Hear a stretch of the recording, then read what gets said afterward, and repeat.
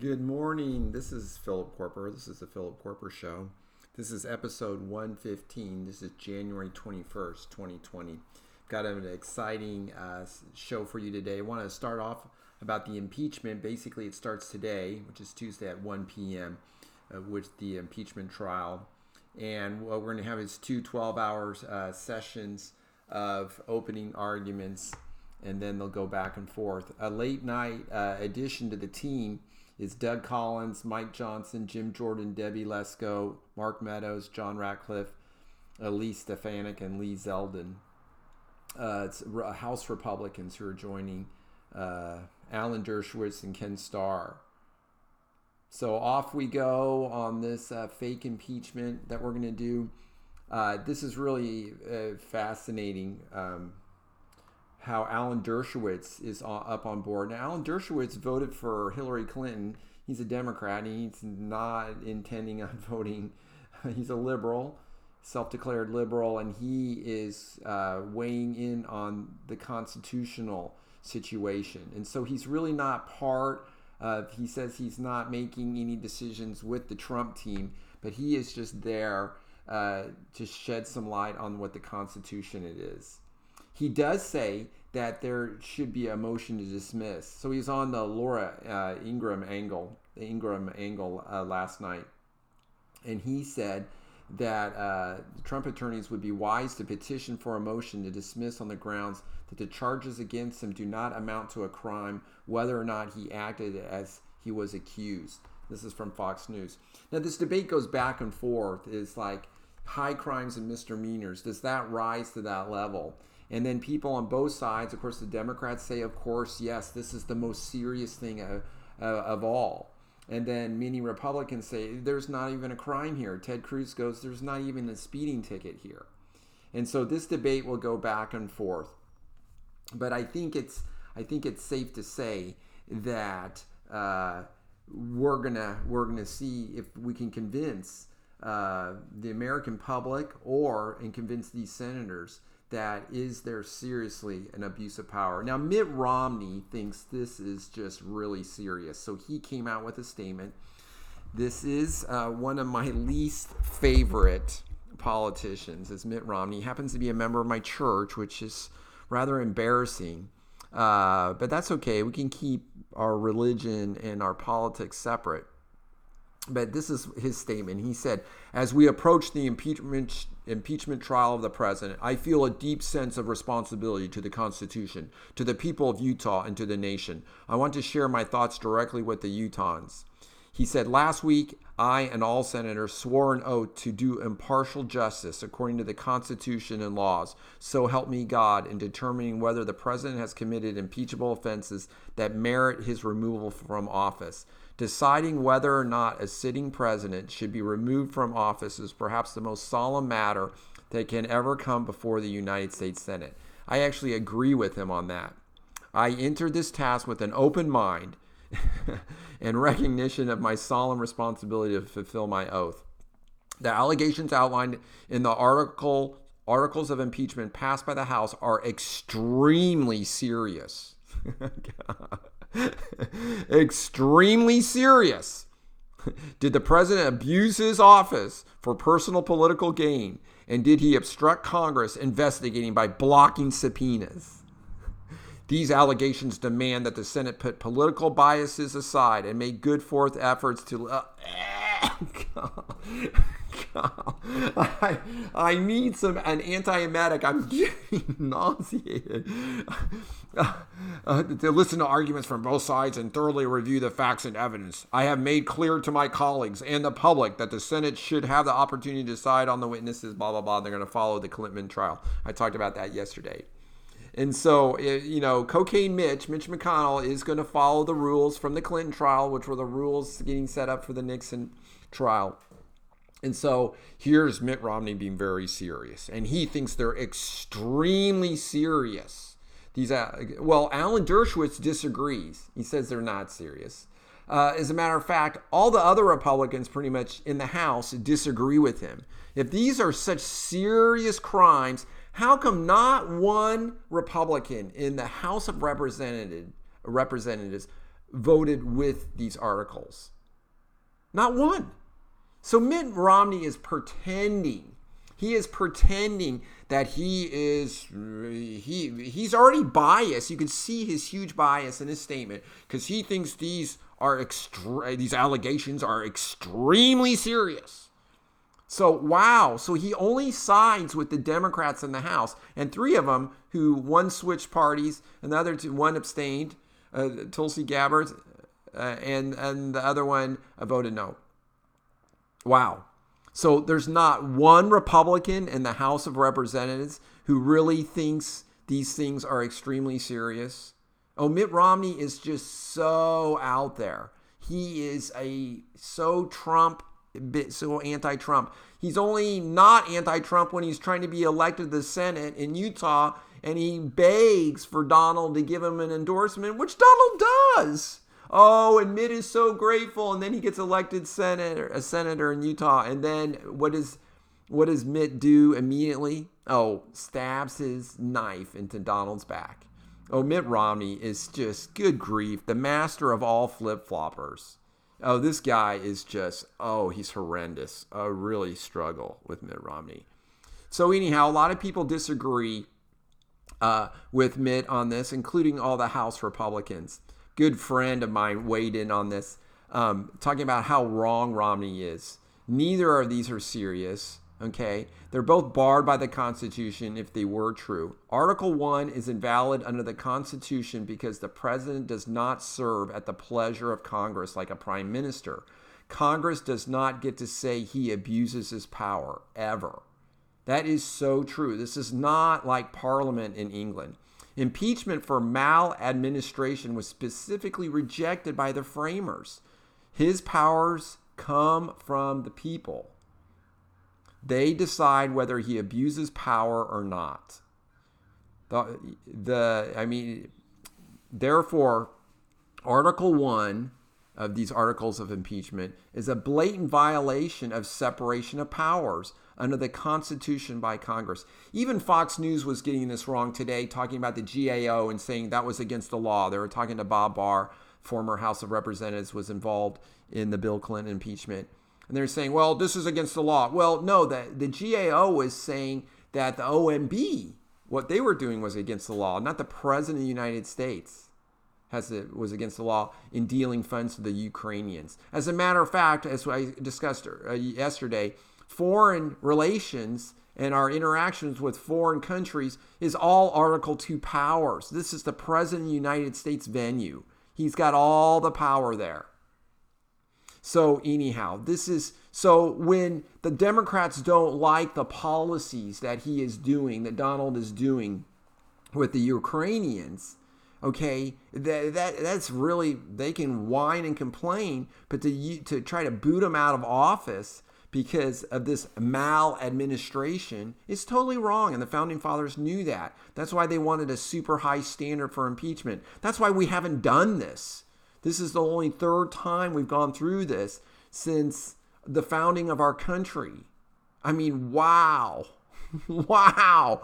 This must be really important why we're doing this. Oh, no, there's no bribery. Oh, we heard bribery. Oh, there's no crime. Oh, no, there's no crime. No, it's just an abuse of power. The president was just using his power unwisely, his Article 2 powers, and us being the Article 1, us powers, us Congress, the House of Representatives, only the House of Representatives, not the upper chamber, the Senate. Oh, we don't like what he's doing. We think this was really wrong and he should not be doing any of this. It's not criminal. It's not criminal. Oh, it's interesting that Mitt Romney is so upset over the blocking of the subpoenas. I mentioned that yesterday. Well, then sue. Why didn't Nancy go to the courts and get those people to testify with those subpoenas? She didn't even issue a lot of the subpoenas. She took them back. Oh, she knew she would lose. She knew she would lose in the courts. Oh, see, politicians, look at all these facts that they keep from the public. Oh, these really smart lawyers. Oh, they're really smart, and they do all these shenanigans, and we don't even know what's going on. We don't even know what the legal issues are behind all of this. And the media doesn't know either. They're a bunch of 27-year-old communications majors people trying to figure out what's going on here. So really. And the good news is here we have two parties. We have Democrats and Republicans, and we can debate these issues out. And this is what we're doing right now. Unfortunately, the Democrats are in control of the House, and they just don't care. And so they're going to make a big deal over nothing here. They're going to try to use this power of impeachment, which is a big deal, to undeal. We're coming up to November. We are going to vote on the President of the United States this November. Okay, so if the American people don't like the president, we could vote them right out. Going on, my friend and I were talking about this. Article 2 is invalid. This is the second part of the impeachment, and this is saying there's an abuse of Congress. You cannot obstruct justice through the lawful use of constitutional authority. Okay, so Donald Trump, when he's doing what he's supposed to do with the Ukrainians, according to our Constitution, he's dealing with the Ukrainians like he's supposed to as President of the United States. And then when Congress says, oh, no, you're doing things wrong, well, Donald should just ignore them, right? Because he's using his powers appropriate. So if it's really the abuse of power of the Congress, if they're calling him for obstruction of justice, because they're really just trying to harass Donald. President has legal privilege given by the Constitution. Therefore, he cannot be impeached for the exercise of that power, just as you cannot be shamed in court for invoking your right to silence under the Constitution. In fact, bringing Article 2 represents another unconstitutional violation of separation of powers by Congress. It's too bad there's no punishment for Congress in violating the Constitution. Just as for the president, only the people can try Congress for breaking their oaths to the Constitution. Romney should tread carefully, for he is walking on hallowed ground. There's no need to debate whether either articles are true or not, as even if substantiated, neither article is a cause of action for impeachment under the Constitution. I think my friend is really right about that. I mean, this is totally not true. And this is why these are not even founded. This is why Alan Dershowitz comment that these could just be dismissed, a motion to dismiss. Because even if these were both true, okay, even if you prove them, okay, so even if they were both true, it's still not an impeachable offense. So here we are. We're going to do this big trial on these two articles of impeachment.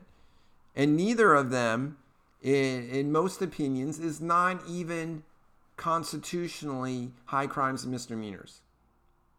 So a lot of these terms have been vague, but we have precedent for these things.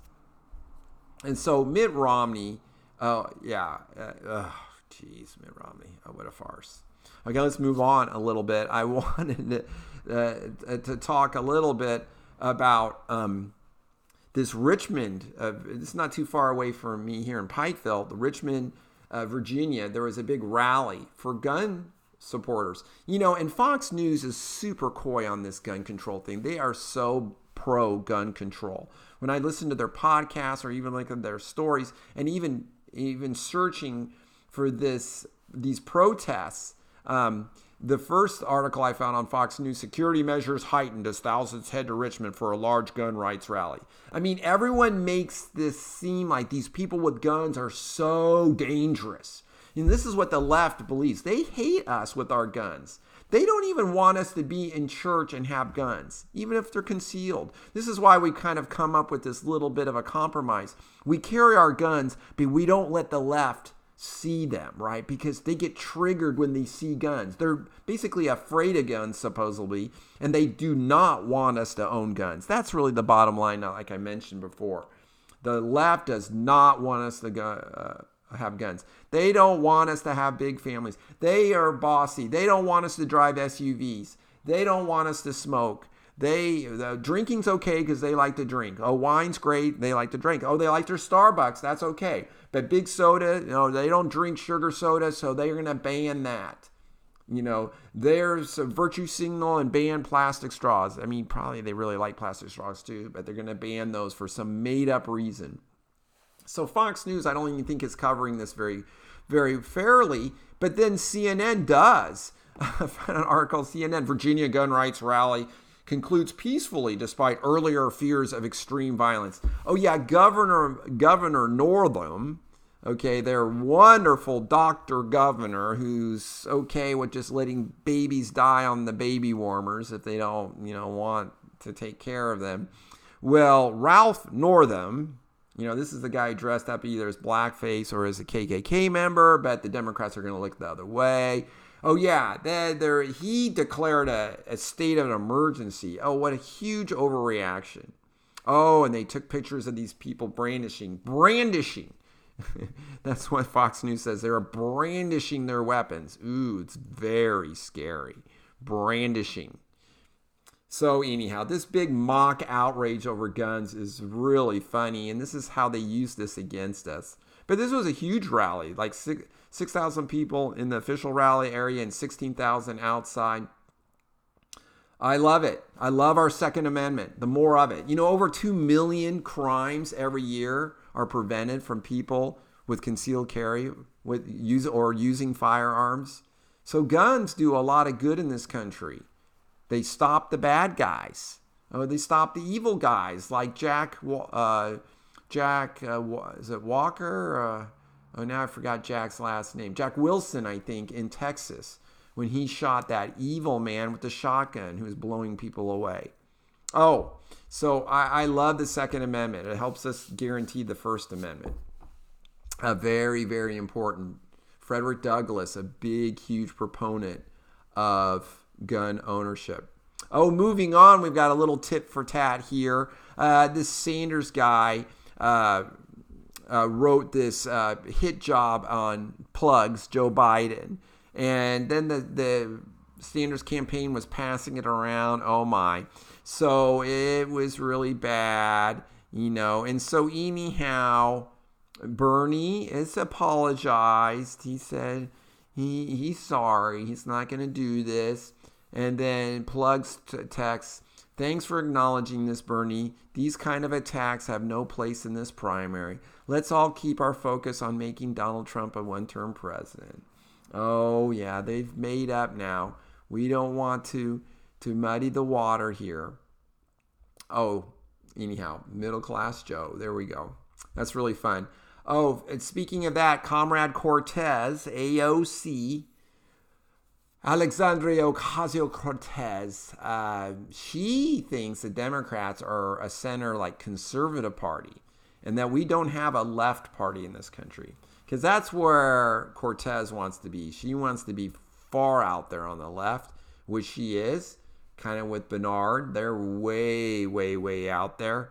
And she's just upset that the Democrats are not as progressive or not super far out to the left. So she really wants them to move out to the left. Yeah, I don't like that, but I'm hoping Americans wise up to that. And the last story I wanted to cover is this article from Fox Business. 8 out of 10 of the least educated states are in the South. Yeah, they kind of like to mock us a little bit in the South, make us, sound like we're our hillbillies and terrible. Oh, that reminds me, we're having I don't know if I mentioned this in the previous podcast, we're having a blast. I think it was last Thursday. And it was Emily Cheney, I think it was. It was a high school student from Pikeville, Kentucky. She is so sweet. And it was like Freedom of Religion Day. And all these people are gathered around Donald at the Resolute desk in the Oval Office. And they were sharing with Donald some of their experiences. And Donald was showing support. And this young girl started sharing her story of like prayer in school. And Donald interrupted her and goes, excuse me, where do you come from? Where did you get that beautiful accent? And she said, Pikeville, Kentucky. And he just smiles, a huge grin, and goes, oh, we love Kentucky. Oh, it was so awesome. It was so great. We're really proud of her, and we love the support that Donald gives us here in Kentucky. And so the most educated states, people with the most degrees in education, is Massachusetts, Maryland, and Colorado, the top 3. And the bottom 3 are Louisville, West Virginia, and Mississippi, and Kentucky's 45th there. So anyhow, a little bit of a slam. Sometimes here in eastern Kentucky, kind of in the south, we're made fun of a little bit because we're not very educated. We're not very small. We're just clinging to our religion and our guns, as Barry Obama said to us, clinging like we're overly dependent on our religion and our guns. Well, if Barry thinks we're overly dependent on God, so be it. That's great. I think we should be dependent on God. I wanted to close out with a quote from the King James Version of the Bible, Matthew 7:7. It's great. Ask and it shall be given you. Seek and you shall find. Knock and it shall be opened unto you. What a great scripture as we learn about our faith and about asking God for the things we need, and then seeking for things, and you'll find those. I love that in the search for happiness, in the search of good of other people, we can find good. We really can. And then we can knock, all right? We can knock, we can ask, and we can try. We could try to be good. We could try to do good and do good to others. Oh, I love that. I think that's really good. I think we can see good out there if we really choose to see it. Oh, you guys, thank you so much for listening. This is Philip Koerper. This is the Philip Koerper Show, episode 115. Go to my website, philkoerper.com. If you want to leave a comment, if you have any questions, or if you have any topics you want me to cover, I'd be happy to do that. Some people at work do that, and that's one reason why I started this podcast. A lot of people at work were asking me about my opinion on politics or religion, and so I thought I'd start a podcast, and especially to support Donald Trump, I thought I would start that. I think that would be great. If you could go to the website, philkoerper.com, and leave me a comment or ask a question or give me a question that you want me to touch on, I'd be happy to do that. Or you could watch on YouTube at the Philip Koerper Show or subscribe at iTunes.